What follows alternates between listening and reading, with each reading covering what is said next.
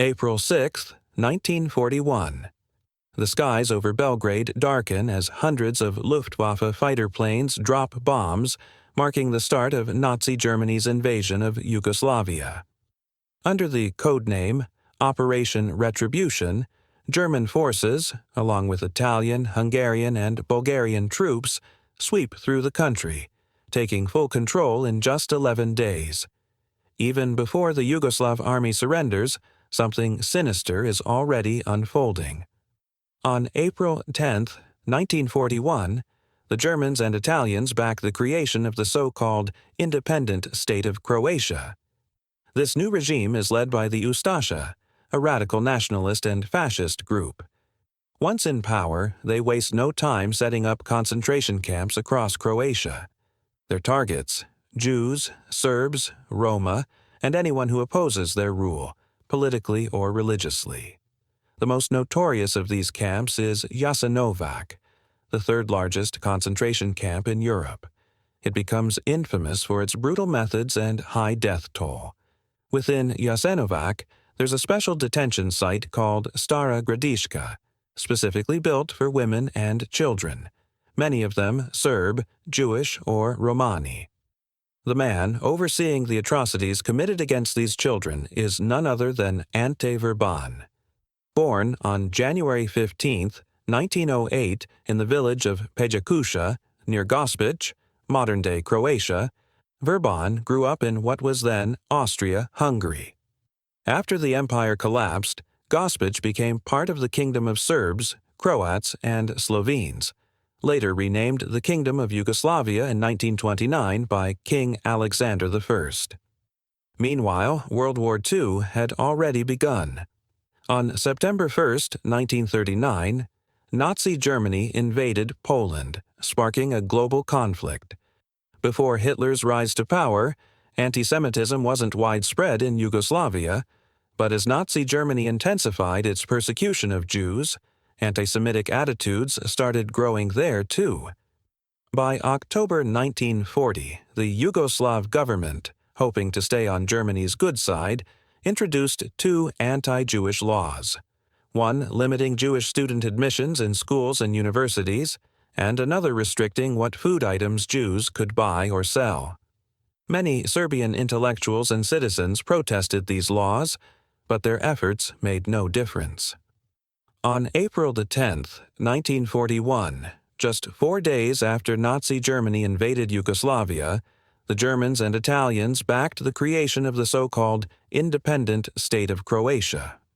This new fascist regime was led by the extremist Ustasha organization, known for its brutal and terrorist tactics. Before the war, Ante Vrban was just a trading assistant, but after Croatia was formed, he eagerly joined the Ustasha militia. The group had deep hatred for Serbs, Jews, communists, and anyone who wasn't Catholic. Under their rule, hundreds of thousands of Serbs were either killed or forced out of their homes. In rural areas, Ustasha fighters and Croatian military units burned entire Serbian villages to the ground, slaughtering men and subjecting women to horrific abuse.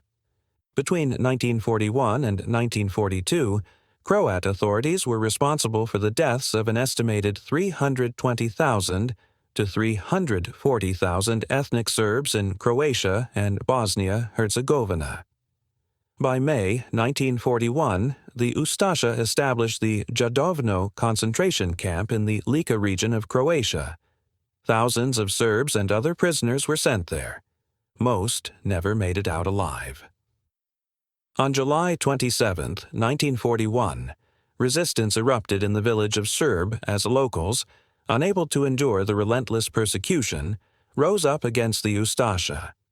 This rebellion was led by two groups: the Chetniks, Serbian royalist fighters seeking to restore the monarchy, and the Yugoslav partisans, communist-led resistance forces fighting against the Axis powers. The revolt quickly spread across the Lika and Bosanska Krajina regions. But when the Germans stepped in to crush the uprising, they did so with extreme brutality, leaving behind mass destruction and countless deaths. During this time, Ante Vrban played a direct role in the massacre of Serbs in Lika and the mass killings of Jews in Jadovno.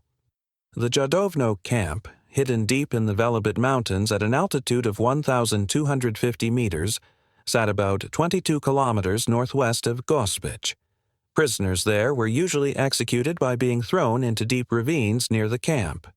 Though it only operated for 3 months, the number of victims killed at Jadovno is estimated to be anywhere between 10,000 and 68,000, with most of them being Serbs. One of the most horrifying execution sites was a deep pit located about 5 kilometers, 3.1 miles, from the camp. Victims, tied together in long lines, were led to the pit's edge by Ustasha guards. One by one, they were pushed in, falling to their deaths in the darkness below. At the start of each execution, the first prisoners in line were killed using brutal methods, hacked with axes, struck with mallets or rifle butts, or shot.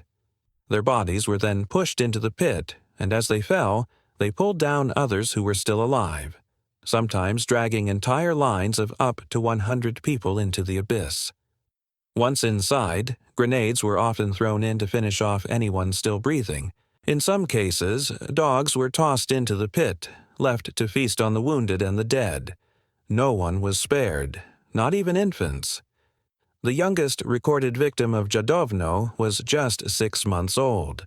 Both Serbian and Croatian witnesses later testified that after filling the pits with bodies, Ustasha forces covered them with concrete, dirt, and leaves to erase any trace of their crimes. On August 21, 1941, Jadovno was shut down. The remaining Croatian prisoners were transferred to other Ustasha-run camps, while the Serbs and Jews who were still alive were executed. That same month, the construction of Jasenovac concentration camp began. Eventually, the area where Jadovno once stood was handed over to Italian forces. For a short time, Ante Vrban was put in charge of Slana concentration camp, located on Pag Island. Even among the horrors of Ustasha camps, Slana stood out for its extreme brutality. A local Catholic priest, Don Joso Felicinovic, who initially helped establish Ustasha control on the island, later wrote that Slana became a miniature Auschwitz-Dachau, a place where innocent men, women, and children were slaughtered in unspeakable ways.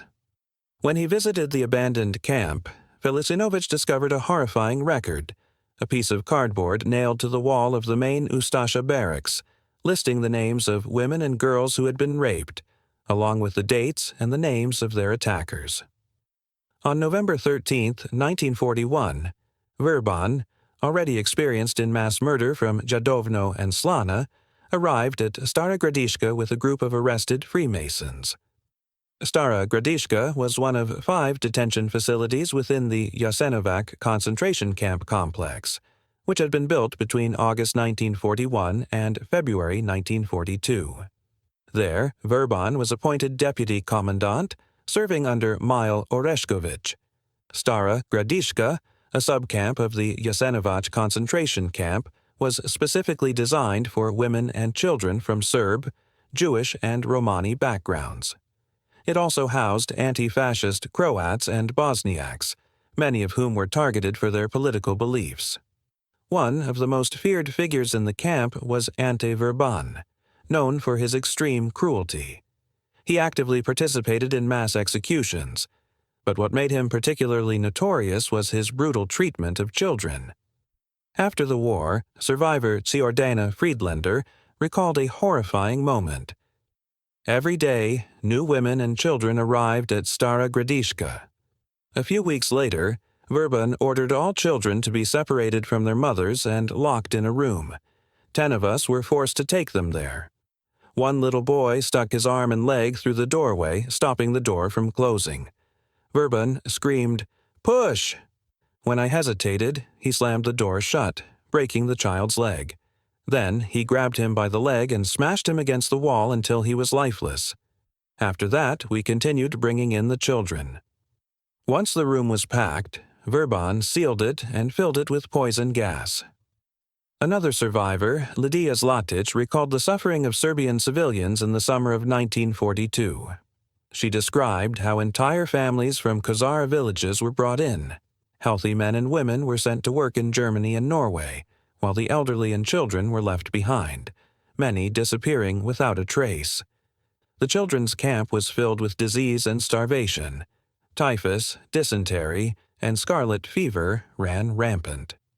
The person overseeing this nightmare was Ante Vrban, aided by a prisoner named Olga. Vrban later admitted to personally poisoning 63 sick children with Zyklon B, estimating their ages to be between 2 and 12 years old. In 1942, when a typhus outbreak spread through the camp, Vrban threatened to blow up the entire facility if the disease was confirmed. To protect the sick women, supervisors hid them in toilets, attics, and work areas to keep them from being discovered.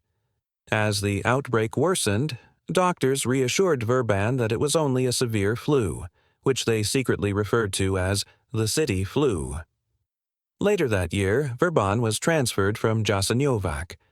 His assistant Olga was executed by fellow Ustasha members, likely to silence her as she had witnessed countless atrocities. In the final years of the war, Vrban fought in military operations against Chetnik forces, including the Battle of Lijevce Field in the spring of 1945. The Croatian forces emerged victorious, leading to the deaths of several hundred Chetniks and the capture of around 5,500 soldiers, weakening the movement in the region. However, as World War II ended in May 1945, the independent state of Croatia collapsed.